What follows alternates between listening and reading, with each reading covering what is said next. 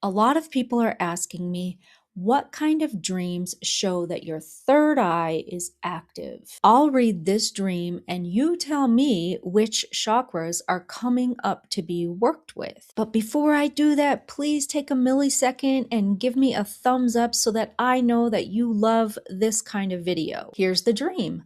My eyes are closed. I'm sitting in a van. There's a male driver up front. I'm sitting in the middle seat, and behind me are some women sitting in the third seat. I tell the driver to take a right, and then I feel a bump, and then we come to a complete stop. So I open my eyes. The women behind me are irritated at me because one of them wanted to get up and start driving. Then one lady gets behind the wheel, takes a quick right, gets over the bump, and then we arrive.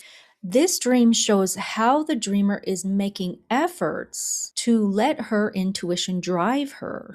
Intuition is shown by the reference to third, as in the third eye. But she's having some challenges, as signified by the bump. And that's because she's somewhat closed off to trusting her own inner guidance. That's why her eyes are closed in the dream. So she's in a little bit of a power struggle with her masculine and feminine ways of approaching the journey that she's on right now. Notice how when she opens her eyes and lets the woman drive, then she gets over the bump that was in the road. So the dream is saying when she opens her third eye fully, she moves forward. It's interesting too, the reference to the third seat, because that represents both the third chakra, the solar plexus, which is considered masculine, and the third eye, which is considered feminine. So the key for the dreamer is in achieving balance between the two, finding that her personal power lies in having the confidence to let her inner GPS guide her. If you're wondering why the dreamer is in a van in the dream, you'd want to ask her,